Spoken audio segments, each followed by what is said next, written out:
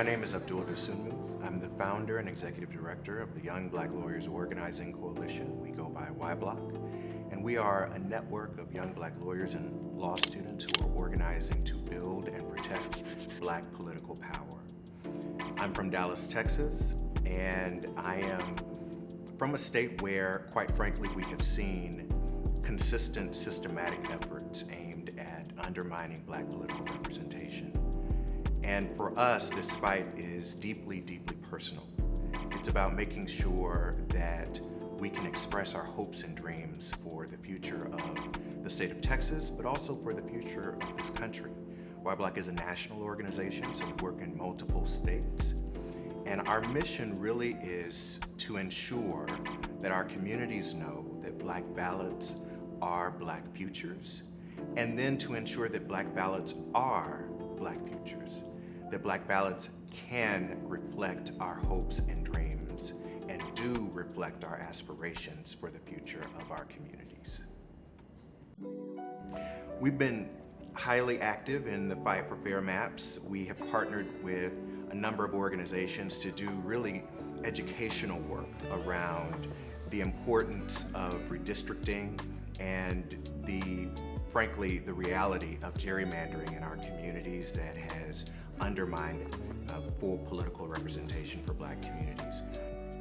Last year we did a project called Redistricting While Black, where we partnered with the Southern Coalition for Social Justice to make sure that our communities understand what redistricting is and to make sure that they understand the ways in which redistricting has come under attack over the last few years.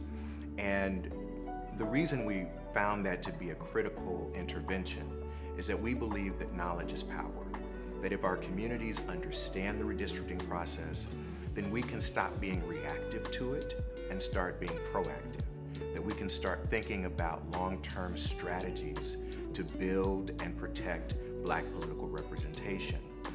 We didn't just get here to the Callais decision yesterday. Unfortunately, there have been the forces of voter suppression who have been building toward this moment for quite some time. They have been proactive. It's time for us to be proactive.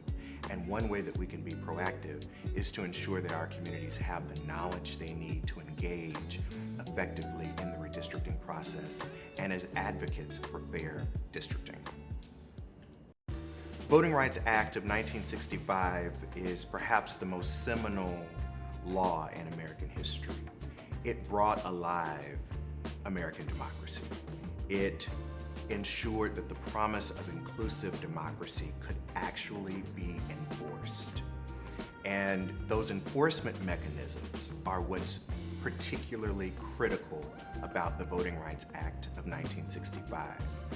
Those enforcement mechanisms have come under attack, unfortunately. We saw the Shelby County v. Holder decision about a decade ago, eviscerating Section 5 of the Voting Rights Act, and the Callais decision today, eviscerating Section 2 of the Voting Rights Act. It's important to understand that the Voting Rights Act resulted in the single largest expansion of black political representation in American history. And precisely for that reason, it has been under consistent, concerted attack almost since its enactment. We hear it all the time, that voting doesn't matter, that Voting Rights Act doesn't matter. And our response is that if it didn't matter, people wouldn't be working so hard to undermine our voting rights. And sometimes the forces of voter suppression know our power better than we do. And that has resulted in a kind of systematic effort on their part, backed by millions of dollars, to undermine our access to the ballot while we continue to protest that it doesn't matter. It matters. It matters deeply. Because here's the deal. What we believe firmly at YBLOC is that, yes, the revolution may not be televised, but it's going to have to be legislated. Somebody, somewhere is going to have to sign the revolution, the reform, into law. And that's going to require that we participate in our democracy through voting. And that's going to require that we understand that it's not about emotionalism, it's about a very practical understanding of what the ballot does and what the ballot has done throughout American history. The more inclusive America that we know today was brought about through voting, through organizing, through democratic engagement. And in many ways, that is what has come under attack, that more inclusive America.